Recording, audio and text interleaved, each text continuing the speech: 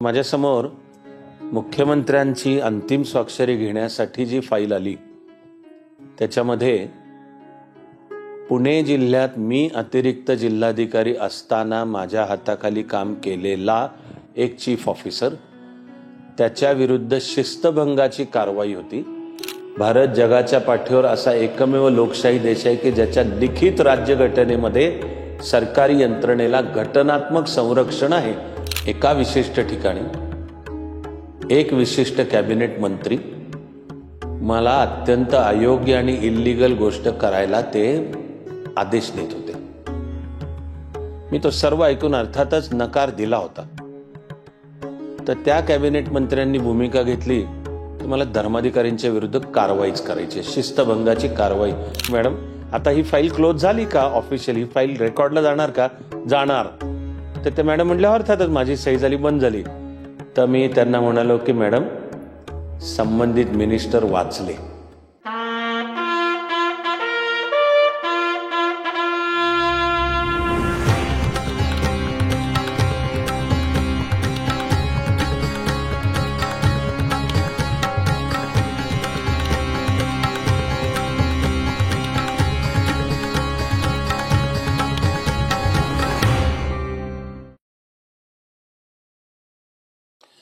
मुख्यमंत्र्यांचा उपसचिव या नात्याने अर्थातच आनंदाने कामाला सुरुवात झाली।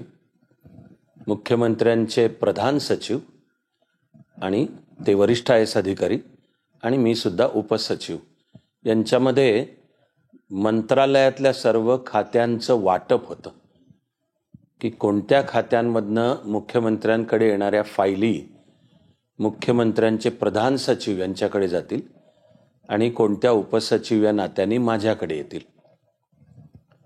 आम्हा दोघांचंही आणि त्यातलं वैयक्तिक माझं सुद्धा काम मुख्यमंत्र्यांकडे येणाऱ्या त्या प्रत्येक फायलीचा नीट अभ्यास करायचा, आवश्यक असेल तर त्या संबंधित विभाग एक किंवा अनेकांकडनं पुन्हा आणखी काही आवश्यक वाटला तपशील की ती फाईल मुख्यमंत्र्यांसमोर सादर करण्यापूर्वी आणखी काही तपशील हवा आवश्यक वाटते तर तो नीट घ्यायचा।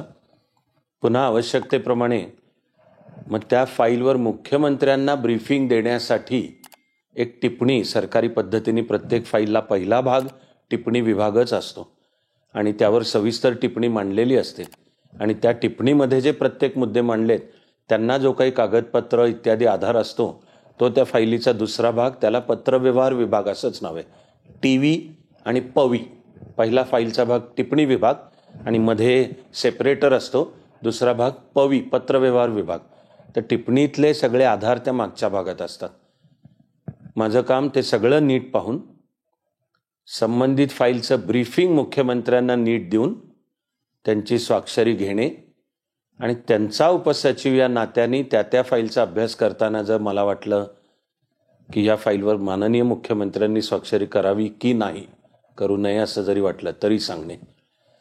जिथे आवश्यक आहे तिथे अशी ती फाईल असून की जिचा टिप्पणी विभाग आणि ज्याच्यात ती टिप्पणी असते तरी मुख्यमंत्री महोदयांच्या निदर्शनास आणण्यासाठी काही जर एक संक्षिप्त टिप्पणी तयार करायची असेल तर ते सुद्धा एका बाजूला हे काम, दुसऱ्या बाजूला अर्थातच मुख्यमंत्र्यांसमवेत सर्व बैठकांना उपस्थित राहणे, चालू सर्व बैठकीच्या कामकाजाच्या नोट्स घेणे, त्यामध्ये मुख्यमंत्री ज्या सूचना देतील त्या संबंधित विभागाला पाठवून त्याची मुख्यमंत्र्यांनी दिलेल्या सूचनांनुसार वेळच्या वेळी अंमलबजावणी होते आहे ना इकडे लक्ष देणे, त्या दृष्टीने कागदपत्र माहिती मागून घेणे, संबंधित अधिकाऱ्यांनाही बोलवून त्यांच्याशी त्याविषयीची चर्चा करणे, यामध्ये मुख्यमंत्र्यांच्या कामांच्या वेगवेगळ्या मीटिंग्स, त्यांना भेटायला येणाऱ्या काही व्यक्ती अथवा संघटनांच्या भेटी आणि अर्थातच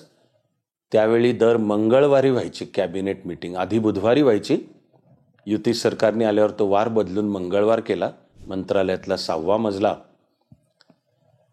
त्यानंतर जेव्हा सभागृहाचं कामकाज चालू असेल, विधानसभा विधान परिषद, आणि त्यामध्ये ज्या संबंधित दिवशी मुख्यमंत्री स्वतः उपस्थित राहणार आहेत किंवा मुख्यमंत्र्यांकडे जे खातं आहे, मनोहर जोशी सरांच्याकडे नगरविकास विभाग होता स्वतःकडे, तर मग त्या खात्याचा सभागृहातला विधानसभा विधान परिषदेतला जो दिवस, तर त्या खात्याचे येणारे प्रश्न त्यांची आधी मंत्रालयातल्या संबंधित विभागाकडनं उत्तरं मागवणे, ती मुख्यमंत्र्यांसमोर मांडून ती उत्तरं फायनल त्यांचा अंतिम मसुदा तयार करणे, तो मंत्रालय सचिवालयाला पाठवणे आणि माझी लोकशाहीची, मी ज्याला कमालीची सुंदर पद्धत म्हणतो, त्यानुसार ती उत्तरं संबंधित लोकप्रतिनिधी म्हणजे या ठिकाणी आमदारांना, जिथे आवश्यक आहे तिथे खासदारांना जातात. आणि महाराष्ट्रापुरतं बोलायचं तर मग विधानसभा विधान परिषदेच्या पटलावर त्या सर्वांची चर्चा होते.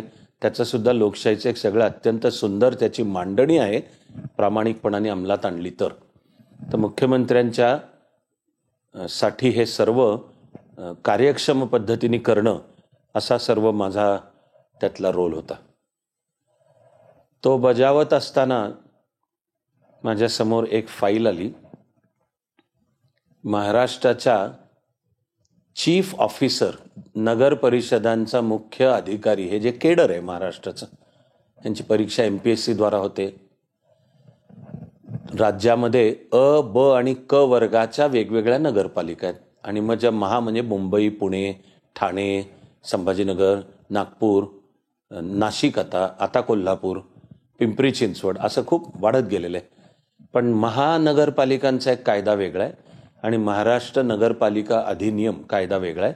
त्याच्याखाली अ, ब आणि क वर्ग नगरपालिका असतात आणि त्यांचा कारभार चालवणारे अधिकारी यांना मुख्याधिकारी, चीफ ऑफिसर. तर माझ्यासमोर मुख्यमंत्र्यांची अंतिम स्वाक्षरी घेण्यासाठी जी फाईल आली त्याच्यामध्ये पुणे जिल्ह्यात मी अतिरिक्त जिल्हाधिकारी असताना माझ्या हाताखाली काम केलेला एक चीफ ऑफिसर, त्याच्या विरुद्ध शिस्तभंगाची कारवाई होती आणि ती मधल्या काळामध्ये शिस्तभंगाची कारवाई पूर्ण होऊन आता नगर विकास खात्याचे मंत्री या नात्याने त्या फाईलवर स्वाक्षरीसाठी ती फाईल मुख्यमंत्र्यांच्याकडे आली होती.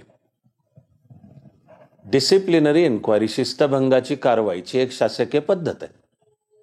प्रत्येक शासकीय अधिकाऱ्याला वर्तणुकीचे नियम, कॉन्डक्ट रूल्स आहेत. कुठे जर त्याचा त्यांनी भंग केलेला दिसला तर कारवाई होते, पण कारवाईची एक क्रम आणि पद्धत ठरलेली आहे. जगाच्या पाठीवर आपण भारत असा एकमेव देश आहोत की ज्याच्या राज्य घटनेमध्ये शासकीय यंत्रणेसाठीची वेगळी कलमं, आर्टिकल्स आहेत. भारत जगाच्या पाठीवर असा एकमेव लोकशाही देश आहे की ज्याच्या लिखित राज्यघटनेमध्ये सरकारी यंत्रणेला घटनात्मक संरक्षण आहे. हे राज्यघटनेचं कलम 311, 12, 13 येतात. त्याचा मुख्य आशय आहे की सरकारी कर्मचारी किंवा अधिकाऱ्याला त्याच्या विरुद्धच्या तडकाफडकी कारवाईपासून संरक्षण. की काही कोणातरी वरिष्ठाचं डोकं फिरलं, कोणतरी आमदार, खासदार, मंत्री इत्यादी तुझ्या विरुद्ध गेला आणि एकदम त्याला काढूनच टाकला, कारवाईच केली, दंड ठोठावला, तर आपल्या घटनात्मक पद्धतीनुसार ते करता येत नाही. त्याची एक, माझं म्हणणं आहे, न्यायाच्या तत्वाला धरूनची एक कार्यपद्धती ठरलेली आहे. उदाहरणार्थ, जर त्या अधिकाऱ्यांनी वर्तणुकीच्या नियमाचा भंग करणारं काही केलेलं असेल तर त्याला प्रथम मेमो दिला जातो. त्याला शब्द आहे मेमो, की ज्याच्यात नीट नोंदवले, लेखी त्याला नीट नोंदवले की हे बघ, हे असं कृत्य. अनेक वेळा तर ती तरतूद वर्तणुकीच्या नियमांमध्ये सुद्धा आहे की तो जो काही मुद्दा होता तो संबंधित अधिकाऱ्याला त्याचे वरिष्ठ समोर बोलवतात, तो मुद्दा त्याला समजावून सांगतात आणि त्याचा ते तोंडी निषेध, त्याला वर्तणुकीच्या नियमातला इंग्लिश शब्द आहे ओरल सेन्श्योर, फक्त तोंडी सांगतात की भलाई इसी में है, समज लो, आणि फाईल बंद होते. माझ्या करिअरमध्ये तर आधी एके वेळी माझ्या बाबतीत हे घडलं होतं. एका विशिष्ट ठिकाणी एक विशिष्ट कॅबिनेट मंत्री मला अत्यंत अयोग्य आणि इल्लीगल गोष्ट करायला ते आदेश देत होते. मी तो सर्व ऐकून अर्थातच नकार दिला होता. तर त्या कॅबिनेट मंत्र्यांनी भूमिका घेतली की मला धर्माधिकाऱ्यांच्या विरुद्ध कारवाईच करायची, शिस्तभंगाची कारवाई. कॅबिनेट मंत्री सूचना देतोय आणि हा अधिकारी भले IAS आहे, पण तो कॅबिनेट मंत्र्याच्या आदेशाला तो पाळणार नाही म्हणतोय, तर याच्या विरुद्ध कारवाई केली गेली पाहिजे.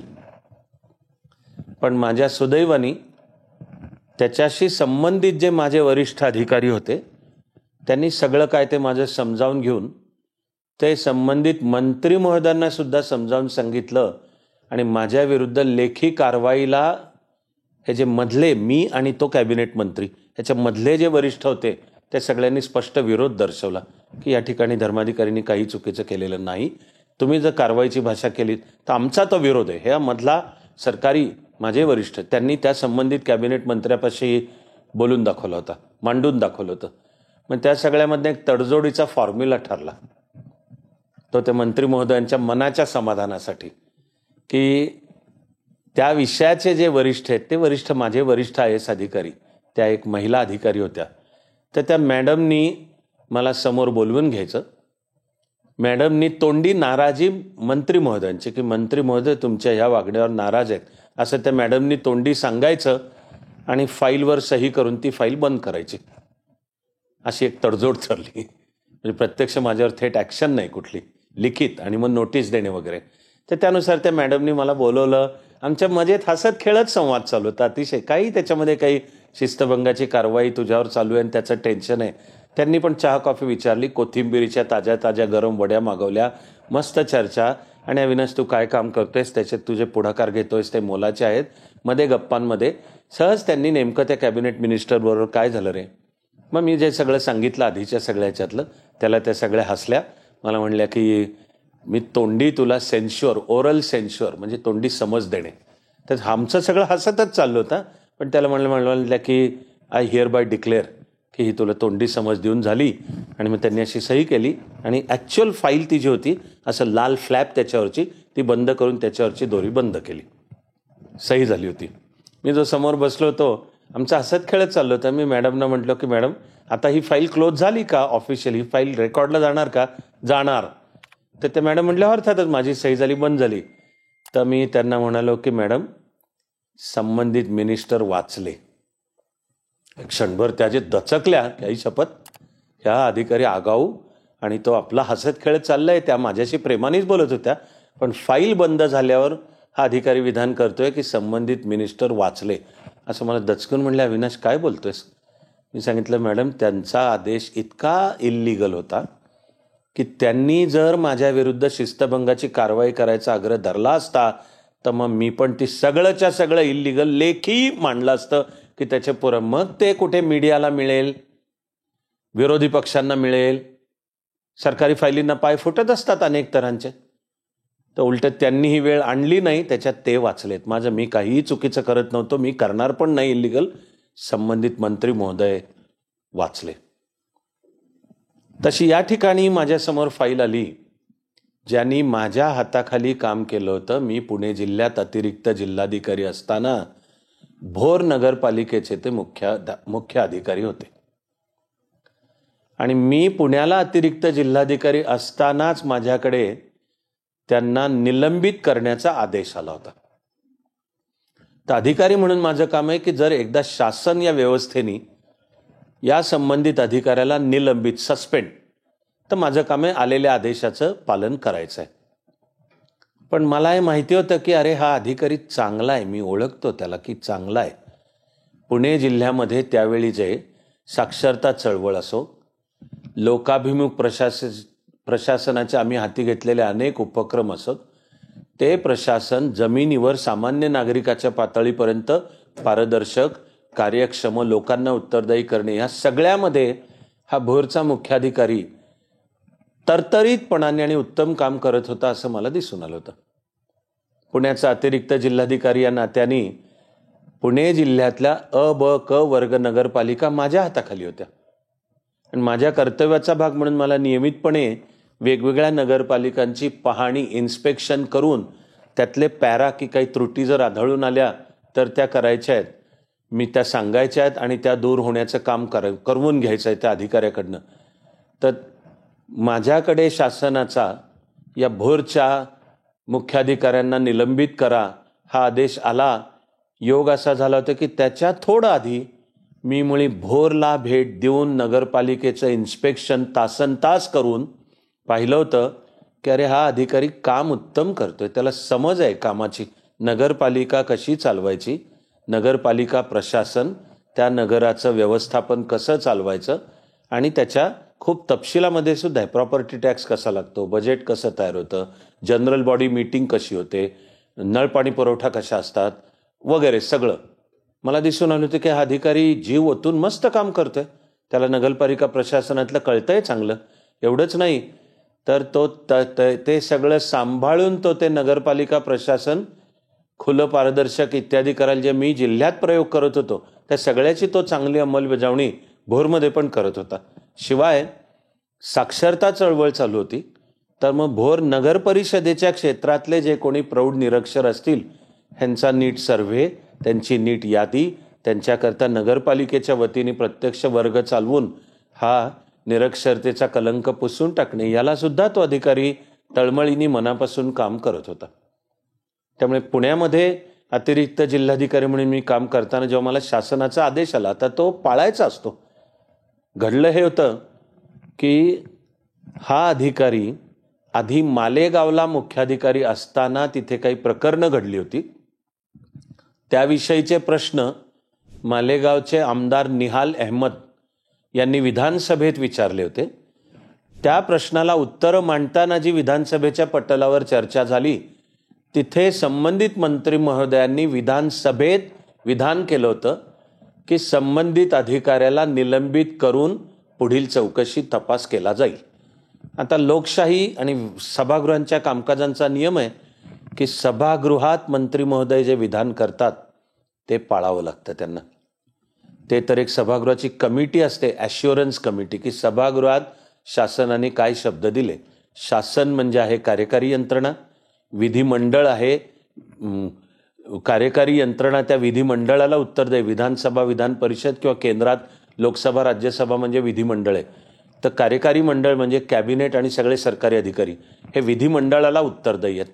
आणि ते विधिमंडळाला सुद्धा का उत्तरदायी आहेत? कारण विधिमंडळ लोकांनी निवडून दिलंय, म्हणजे ते लोकांच्या आशा आकांक्षांचं प्रतिनिधित्व करणं हे त्यांचं काम आहे. असं जे लोकशाहीची कमालीची सुंदर रचना आहे. पण त्यात घडलं हे होतं की त्या मालेगावमध्ये हा माझ्या हाताखाली काम करणारा मुख्याधिकारी मालेगावमध्ये असताना काही घडलं होतं. त्याबाबतचा प्रश्न निहाल अहमद आमदार यांनी विधानसभेत उपस्थित केला आणि मंत्री महोदयांनी ती जी चर्चा आणि काही प्रश्नोत्तरं झाली त्याच्यात अंतिमतः शब्द दिला की संबंधित अधिकाऱ्याला निलंबित करून पुढील कारवाई केली जाईल. आता नगर परिषदेचा मुख्याधिकारी MPSCतून निवडला गेलेला असतो. त्यांच्यावर कारवाई करण्याचे अधिकार राज्याच्या पातळीला आहेत. आम्ही IAS असतोय, राज्य सरकार आमच्यावर कारवाई करू शकत नाही. करायची असली तर ती खूप फारच सौम्य पातळीची, मी आता त्याच्या कायद्याच्या तपशिलात आत्ता जात नाही. पण जे MPSC द्वारा निवडून आले त्यांच्यावर राज्य सरकार कारवाई करू शकतं. ती लक्षात घेता शब्द दिला गेला होता आणि मग तो जातो ॲश्युरन्स कमिटीकडे आणि कालबद्ध पद्धतीने तो शब्द पाळला गेला का त्यानुसार त्यांच्या निलंबनाचे आदेश निघाले होते. पुणे अतिरिक्त जिल्हाधिकारी म्हणून माझं काम बनतं. आपल्याला आदेश आलाय त्याची अंमलबजावणी करायची. पण मी जर तेवढीच केली तर मी कमस्सल आणि कच्चा अधिकारी आहे. मला जर कळतंय आणि कामातून माझा अनुभव आहे की ज्याला निलंबित करायचा हा आदेश आलाय त्याला निलंबित तर करावं लागणार आहे, पण मला माहिती आहे की तो चांगलं काम केलेला अधिकारी आहे. तेव्हा मी असं नुसतं मी तरी काय करणार, मला आलाय आदेश शासनाचा आता तुला निलंबित करणं भाग आहे, तर हे फारच वरचं उथळ आणि संवेदनशून्य काम झालं. वो हमसे नहीं होगा. त्यामुळे तो आदेश आल्यावर मी भोर होऊन त्या मुख्याधिकाऱ्याला बोलवून घेतलं माझ्यासमोर. या म्हटलो, बसा म्हटलो, चहा मागवला, गप्पा मारल्या आणि म्हणलो की असा असा आदेश आलाय तर जरा प्रकार काय हे सांग.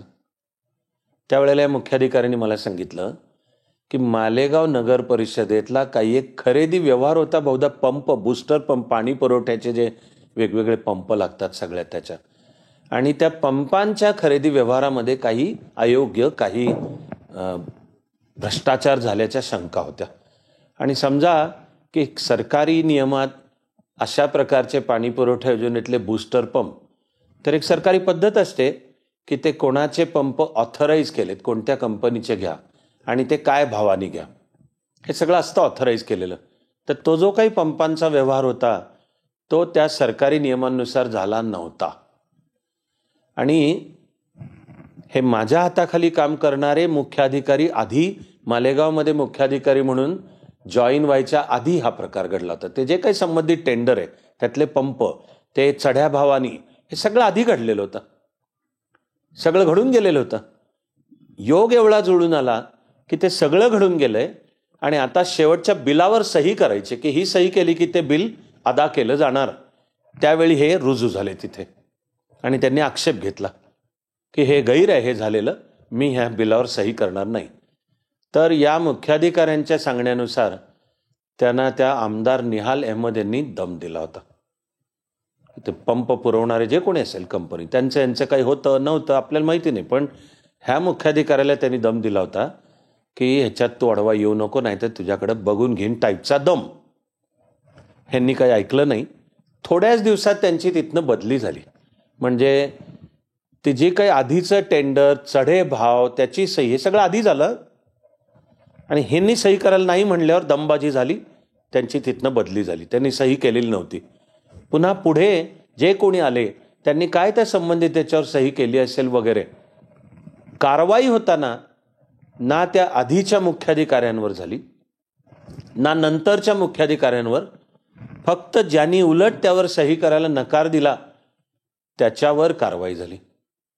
मला ह्या माझ्या हाताखाली काम करणाऱ्या मुख्याधिकाऱ्यांनी सांगितलं की माझं त्यांच्याशी भांडण झालं होतं. ते मला म्हणत होते बऱ्या बोलांनी सही कर, नाही तर तुझ्याकडे बघतो. बदली पण त्यांनी घडवून आणली, पण तेवढ्यावर भागलं नाही.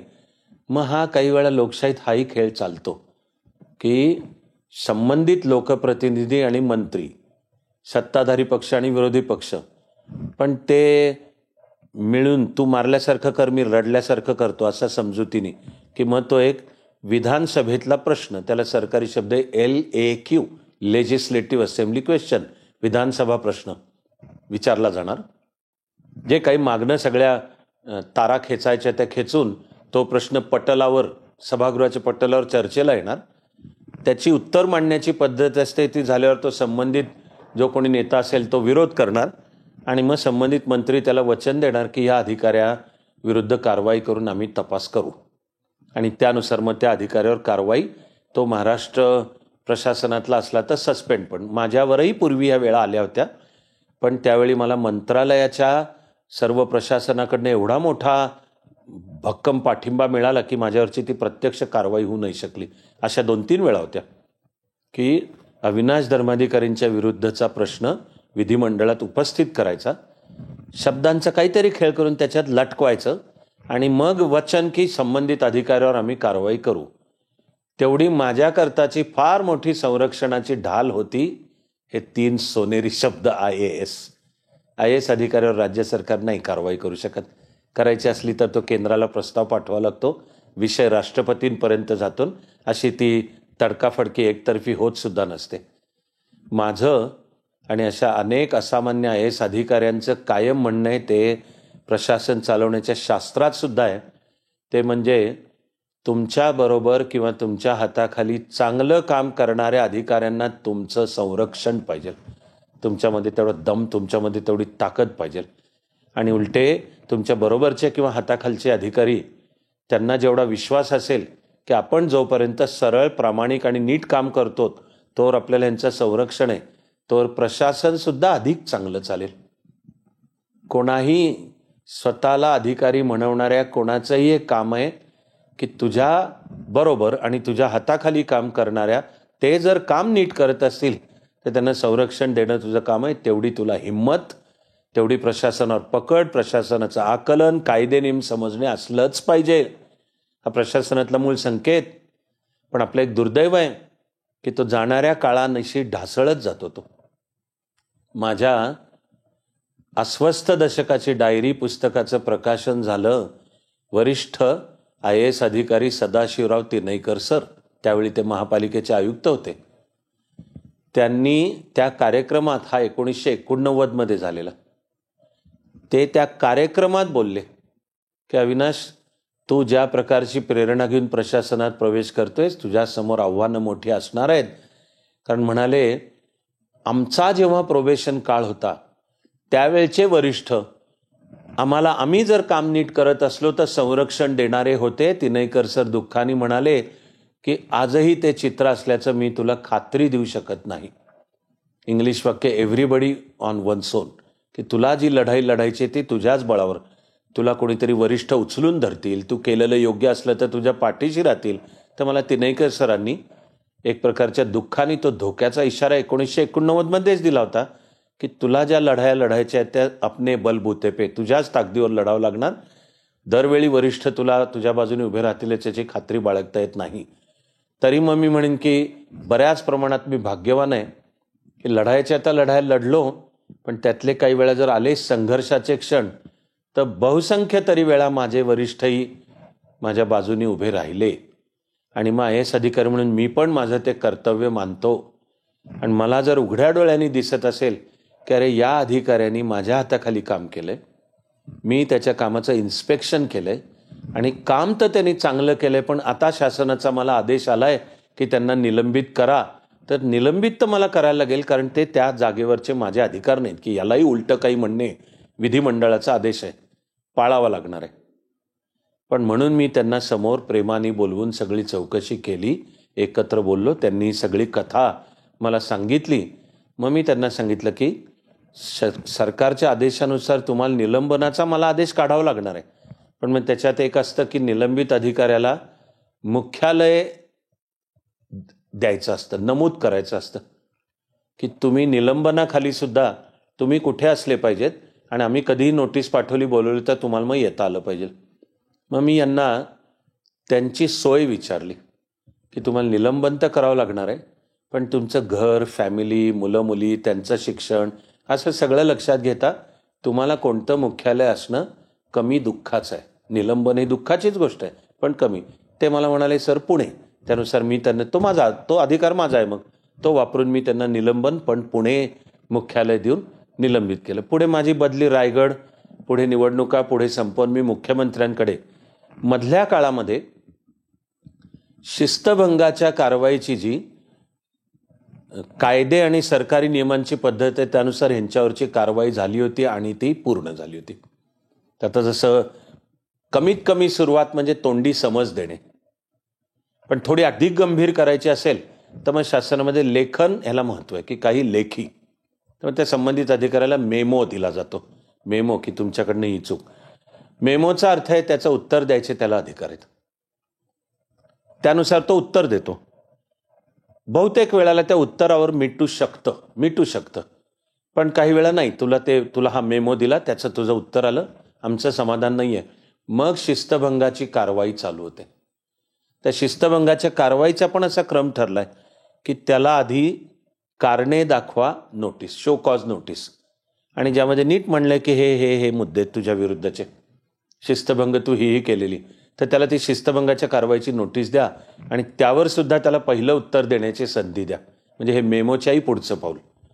संबंधित अधिकाऱ्यांनी तिथे शिस्तभंगाच्या कारवाईचं जर उत्तर दिलं, तिथे सुद्धा त्या टप्प्याला सुद्धा अनेक वेळा बहुतेक सगळ्या फायली तिथे बंद होतात आणि पुढच्या कामांना सुरुवात होते. पण मग काही वेळा अशा येतात की त्यांनी उत्तर दिल्यावरही ज्या संबंधितांनी त्या उत्तराचा विचार करायचा ते उत्तर घेतल्यावरही सांगतात की आम्हाला हे उत्तर मान्य नाहीये, तेव्हा आता तुझ्या विरुद्ध रीतसर शिस्तभंगाची कारवाई होणार. तर सरकारी नियमानुसार त्याला चौकशी अधिकारी नेमायचा असतो, इन्क्वायरी ऑफिसर. टिपिकल रोजच्या सरकारी भाषेत बोलताना त्याला IO म्हणतात. तर तसा ह्याच्या बाबतीत IO पर्यंत गेलं होतं. IO नेमला. मग त्या चौकशीची पण एक पद्धत आहे. संबंधित अधिकाऱ्याला आपलं म्हणणं मांडायची संधी द्यावी लागते, त्याच्या विरुद्धचे सगळे आरोप नीट सांगावे लागतात, त्या आरोपांची पुष्टी करणारे कागदोपत्री सगळे पुरावे नीट द्यावे लागतात, त्या सगळ्यावर त्याला उत्तर देण्याची संधी. ते उत्तर देण्यासाठी त्याला जी सरकारी कागदपत्र हवी ती पण सगळी मागवली जातात. आणि अशा सगळ्यानंतर दोन्ही बाजूंचं सगळ्यांचं नीटून IO एक अहवाल देतो. यांच्या बाबतीत काय जी करायची ती चौकशी करून हा जो कोणी चौकशी अधिकारी होता यांनी ह्यांना गिल्टी ॲज चार्ज, भ्रष्टाचाराचे आरोप त्यांच्यावर. पण त्यांनी आपला शोध दिला होता की हे जे आरोप आहेत ह्यांच्यावरचे हे आरोप सिद्ध होतात. आता सरकारी नियमानुसार त्यांच्यावर कारवाई करावी. कारवाईचे अधिकार IO-कडे नसतात. कारवाईचे अधिकार ते केडर, आता हे चीफ ऑफिसर केडर, तर ते मग अर्बन डेव्हलपमेंट, नगरविकास मंत्री आणि नंतर राज्यपाल. पण ती फाईल जावी लागणार नगरविकास मंत्र्यांच्या द्वारा. पण थोडं घडून हे आलं होतं की यांच्या बाबतीत IO चौकशी अधिकाऱ्यांनी काय करायची ती चौकशी करून पण त्याचा निष्कर्ष मांडला होता की हे दोषी आहेत आणि जो काही भ्रष्टाचार आणि अकार्यक्षमता आणि असलं तर लोकप्रतिनिधींची गैरवर्तणूक वगैरे वगैरे तर त्याच्यानुसार जे आता सरकारी नियम पण ते ज्यांना अधिकार आहेत शिक्षा ठोठवण्याचे अधिकार तर प्रशासन व्यवस्थेतलं सूत्र आहे की नियुक्ती अधिकाऱ्यालाच शिक्षा ठोठवण्याचे अधिकार असतात. अपॉइंटिंग ऑथॉरिटी त्याची त्या सेवेमध्ये नेमणूक कोणी पदस्थापना नाही बरं का की मालेगाव मुख्याधिकारी म्हणून तुला कोणी पाठवलं त्यांना ते नाही आहेत. मुळातच तुझी मुख्याधिकारी हे केडरला निवड ती नियुक्ती कोणी केली म्हणजे ते राज्यपाल असतात. MPSC करतायत ते राज्यपाल असतात पण ते कामाच्या पद्धतीनुसार रूल्स ऑफ बिझनेसनुसार ते नगरविकास मंत्र्यांच्या द्वारा जावं लागतं. अधिकार त्यांना आहेत. तर चौकशी अधिकाऱ्यांनी दिला अहवाल. हे सगळं त्या मधल्या काळात घडलं होतं आणि मुख्यमंत्री मनोहर जोशी सरच नगरविकास मंत्री असल्यामुळे ही फाईल आता समोर आली होती. एक काहीशी दुर्दैवाचीच गोष्ट एक सत्य आहे. मी कोण लय शाणा लागून गेलो नागाऊपणाने सांगत नाहीये पण एक होतं ते सत्य आहे की प्रथम ती फाईल नगरविकास खात्यातनं वरवर सरकत येते आणि स्वतः सचिव नगरविकास हे वरिष्ठ IAS अधिकारी असतात. मला खूपच वरिष्ठ पण एकूण खालनं शिक्का मारत त्याला रंगवून येणे म्हणतात. खालनं फाईल जी रंगवून आली ती हा दोषी आहे याला शिक्षा द्यावी हा दोषी आहे याला शिक्षा द्यावी. त्यामुळे नगरविकास सचिव ज्यांची माझं वैयक्तिक छान ऋणानुबंध होता माझंही मत आहे की ते अधिकारी म्हणून तडफदार आणि उत्तम आणि अभ्यासू यात काही शंकाच नाही. माझ्यापाशी त्यांच्याही विषयीचे असे अनेक किस्से आहेत पण फाईलवर त्यांची सही होती की द्यावी याला शिक्षा आणि मग ती फाईल नगरविकास मंत्र्यांकडे म्हणून मुख्यमंत्री नात्याने मुख्यमंत्र्यांकडे येणारी पण प्रत्येक फाईल मुख्य सचिवांच्या द्वारा येते. तिथे सुद्धा की ही फाईल जर मुख्यमंत्र्यांकडे जाणार आहे तर ती मुख्य सचिव पाहून त्यांचा अभिप्राय. तर ह्या ठिकाणी परत मी त्याला दुर्दैवच म्हणतो पण मुख्य सचिवांनी पण की जी काही चौकशी झाली जर चौकशीत म्हणतायत दोषी आहे त्याच्यानुसारची द्यावी. आता मुख्यमंत्र्यांचं उपसचिव या नात्याने माझं काम की आलेल्या फाईलचा अभ्यास असेल तर त्याच्यावर काय ती संक्षिप्त टिप्पणी मुख्यमंत्री महोदयांना ब्रीफिंग द्यायचं आहे. पण खात्यांचे वरिष्ठ मला सुद्धा वरिष्ठ असलेल्यांनी सगळं फाइंडिंग देऊन त्याला दोषी ठरवलंय. त्या तुलनेत सरकारी यंत्रणेत माझी IAS मधली त्यावेळची जी सिनियरिटी आहे ती हा दोघांच्याही समोर नगरविकास सचिव आणि मुख्य सचिव यांच्यासमोर मी 20 पेक्षा जास्ती वर्षांनी ज्युनियर होतो. माझ्यासमोर एक पेच उभा राहिला की तो व्यावहारिक पण पेच आहे आणि तो नैतिक पण पेच आहे. व्यावहारिक पेच आहे की हे जे वरिष्ठ IAS अधिकारी आहेत तर आता आपण मुख्यमंत्र्यांचे सचिव आहोत त्या जागेचा वापर करून मुख्यमंत्र्यांना ते म्हणतायत त्याच्याशी उलटं ब्रीफिंग द्यायचं किंवा देताना सांगायचं की अशी त्याची पार्श्वभूमी आहे यांनी माझ्या हाताखाली काम केलंय ते करायला जावं. तर व्यावहारिक सुद्धा आहेत अडचणी ज्याची तशी मी शासनात फिकीर केलेली नाहीये पण फिकीर करण्याने अडचणी संपत नाहीत. तुम्ही अशा प्रकारे वरिष्ठांच्या विरुद्ध तर भाऊ ते मुख्यमंत्री किती काळ असणार आहेत आणि तू पण किती काळ असणार आहेत. आज ना उद्या कदाचित त्या अधिकाऱ्यांच्या हाताखाली पण काम करायची तुझ्यावर वेळ देईल आणि त्यावेळेला ते स्कोअर सेटल करतील. आणि नुसतं त्यावेळेला नाही आहे तर वरिष्ठांचे पण आपसात एकमेकांशी असतात ना संबंध. तर जर सर्वोच्च IAS अधिकाऱ्यांनी सहमती दर्शवली की ह्याच्यावर कारवाई करा.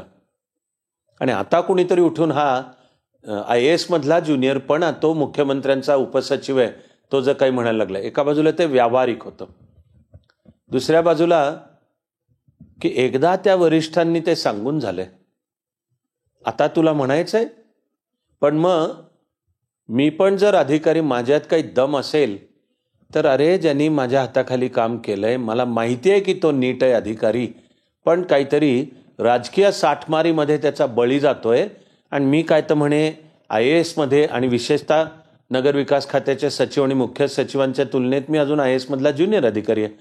तर गप बसून आणि काय करा कारण आपण काही करायला जात मला तर माझी सदसद विवेक बुद्धी सुद्धा गप बसू देईना की मी जर अधिकारी त्या लायकीचा असेल तर ज्यांनी माझ्या हाताखाली काम केलंय पण माहिती आहे की हा नीट आहे पण आता मध्ये सगळं सरकारी प्रक्रिया पूर्ण होऊन आलंय ती प्रक्रिया म्हणते ह्याला शिक्षा ठोठवा ती त्याला सेवेतूनच काढणे. कायद्यातला इंग्लिश शब्द रिमूव्हल की सेवेतून दूर करणे सेवेतून बडतर्फ म्हणजे डिसमिसल हा प्रकार वेगळा असतो, तो जास्ती कठोर आहे. यांच्या बाबतीत होतं सेवेतूनच काढा यांना, म्हणजे रिमूव्हल. सोपं सांगायचं तर सेवेतून फक्त काढणेला सेवेतले सगळे फायदे, तुमच्या साठलेला ग्रॅच्युइटी, तुमचं पेन्शन इत्यादी सगळं मिळतं. साठलेल्या रजा असल्या तर त्याचं रोखीकरण, एनकॅशमेंट. जर डिसमिसल असेल की ह्याला बडतर्फच सेवेतनं, तर यातलं काही मिळत नाही, दुसरी नोकरी पण मिळणार नाही. रिमूव्हल असेल तर तुला सरकारीतली दुसरी उद्या योग्य वेळ आली तर, आणि तू त्याला पात्र ठरलास तर मिळू शकते. असे त्यातले सूक्ष्म फरक आहेत. त्यांच्या बाबतीतली आदेश आलेला होता की यांना सेवेतनं मुक्त करा, रिमूव्हल, आणि मुख्यमंत्र्यांसमोर मला मांडायचं आहे. माझा फायनली निर्णय होता की मी एका चांगल्या अधिकाऱ्याचा असा बळी जातो, हे काय मी काय गप्प बसून पाहू शकत नाही. इंग्लिशमध्ये म्हणतात स्टिकिंग माय नेक आउट. स्वतः मुख्य सचिव आणि नगरविकास खात्याचे सचिव दोघांशी माझे ऋणानुबंध उत्तम होते सुद्धा. पण मग मी प्रथम ती फाईल घेऊन मुख्यमंत्र्यांसमोर गेलो, सांगितलं सर ही अशी अशी आलाय तो अहवाल असा असा, पण या अधिकाऱ्यांनी माझ्या हाताखाली काम केलंय, बॅकग्राऊंड ही अशी अशी सांगितली. की निहाल अहमद यांच्याशी त्याची झालेली फाईट विधानसभेच्या पटलावरचा, ते आम्ही नंतर विधानसभेतनं सगळं मूळचा रेकॉर्ड काढूनही खातरजमा करून घेतले की तो सांगतोय तसंच विधानसभेत आणि प्रत्यक्ष घडलंय ना. आणि मी हे मुख्यमंत्र्यांना निदर्शनास आणून दिलं की ते टेंडर ज्यांच्या काळात मांडलं, खोललं गेलं आणि खरेदी व्यवहार झाला, त्या मुख्याधिकाऱ्यांवरही कारवाई नाही आहे. आणि याच्यानंतर ह्यांची बदली झाली आणि नंतर जे आले त्यांनी पुढे ते केलेत व्यवहार पूर्ण, त्यांच्यावर नाही, जो त्याला नाही म्हणतोय ज्यांनी त्याच्यावरच कारवाई करून. असं सगळं मी कागदपत्र दाखवून.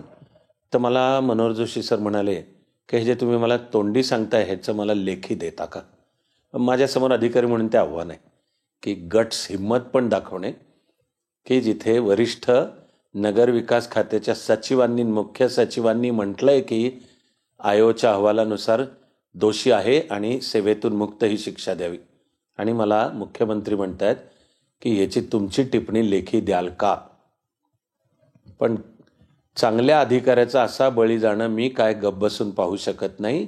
आहे त्याच्यातला धोका असू द्यात, मला जर लायकी असेल माझी IAS म्हणवण्याची तर माझं काम आहे त्याला संरक्षण दिलं पाहिजे. म्हणून मी मनोहर जोशी सरांनी सांगितल्यानुसारची टिप्पणी दिली. आणि मग नगरविकास खातं आणि मुख्यमंत्री या नात्याने मनोहर जोशी सरांनी सर्व अधिकार वापरून याची निर्दोष मुक्तता केली. नवे निलंबनापासून जो मधला काळ गेला होता त्या सर्व काळातल्या सर्व पगारासहित सन्मानाने त्याची सेवेमध्ये पुनर्स्थापना केली आणि काम चांगलं करणाऱ्या एका अधिकाऱ्याला न्याय मिळाला.